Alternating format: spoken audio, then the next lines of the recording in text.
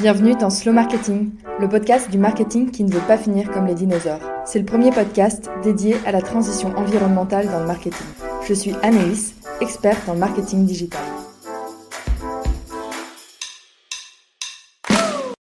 Bonjour à toutes et à tous et bienvenue dans ce nouvel épisode de Slow Marketing. Un des sujets qui revient souvent dans mes conversations autour du marketing et de la communication responsable des entreprises, c'est la transparence. J'ai vu 2 exemples récemment que je voulais vous partager, mais avant ça, pourquoi la transparence est-elle essentielle dans une communication responsable ? La transparence est essentielle dans une communication responsable car elle favorise la confiance, la compréhension et la responsabilité. Premièrement, la transparence crée de la confiance entre les parties impliquées dans la communication. Si une entreprise est transparente sur ses pratiques commerciales, ses produits et ses opérations, les clients et les parties prenantes peuvent avoir confiance en son intégrité et sa crédibilité.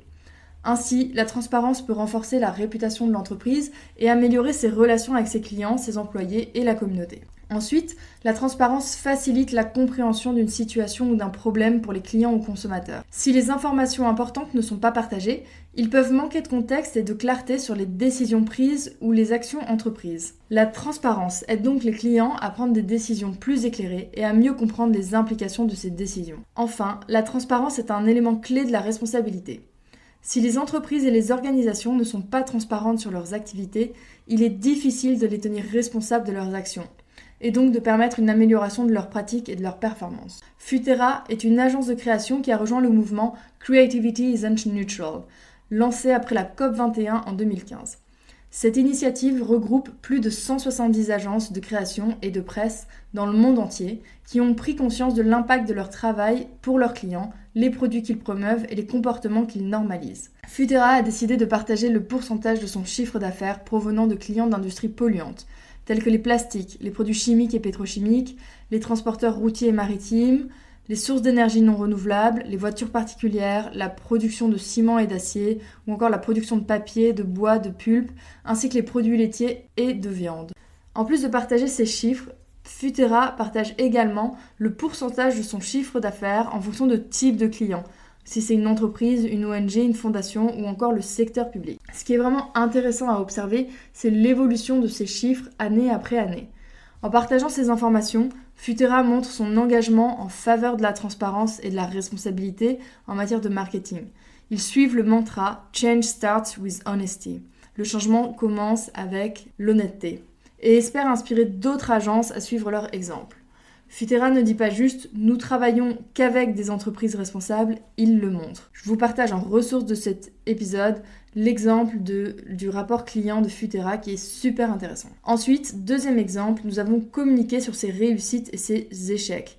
Dans sa newsletter de janvier dernier, Loom proposait un bilan transparent et honnête de son année 2022 avec comme objet Bilan 2022, on est crevé. Premièrement, Loom humanise son entreprise en faisant ce constat auquel tout le monde peut s'identifier, on est crevé. Ensuite, dans son bilan, Loom ne se contente pas de mettre en avant ses réussites et ce qui a marché pendant l'année, mais aussi de parler avec transparence de ses produits, même quand ça ne les met pas en valeur. Par exemple, ce paragraphe que je vous cite, ne plus surpromettre. Au lancement de Loom, on n'hésitait pas à dire que nos produits étaient bien meilleurs que tous les autres. Sauf que si nos vêtements ne sont pas éternels, voire moins solides que des vêtements en 100% synthétiques, on est obligé de revoir sérieusement notre discours. J'ai vraiment apprécié cette newsletter de Loom, je pense que c'est un cas d'école en termes de transparence et d'honnêteté autour de la communication. Je vous la partage aussi dans les ressources de cet épisode. Maintenant, passons aux conseils pour avoir une communication plus transparente. La première étape pour une communication transparente est d'être ouvert et honnête. Assurez-vous que vous êtes prêt à partager toutes les informations pertinentes sur le sujet. Si vous ne pouvez pas partager certaines informations pour des raisons de confidentialité, expliquez pourquoi vous ne pouvez pas le faire, tout simplement. Ensuite, évitez le jargon. Essayez de communiquer de manière claire et simple, sans utiliser un langage technique ou des acronymes qui peuvent être difficiles à comprendre pour les non-initiés. Utilisez des exemples concrets pour expliquer vos points et assurer que votre message est facilement compréhensible. Troisième conseil, soyez cohérent. Assurez-vous que les informations que vous partagez sont cohérentes à travers différents canaux de communication, comme les médias sociaux, le site internet ou les communiqués de presse. Évitez les contradictions et les messages qui peuvent sembler incohérents ou contradictoires. Et enfin, quatrième conseil, écoutez les commentaires et les critiques. Soyez ouvert aux commentaires et aux critiques des parties prenantes. Si quelqu'un pose une question ou exprime une préoccupation, prenez le temps de répondre avec honnêteté et transparence. Si vous faites une erreur, reconnaissez-la et expliquez comment vous allez y remédier.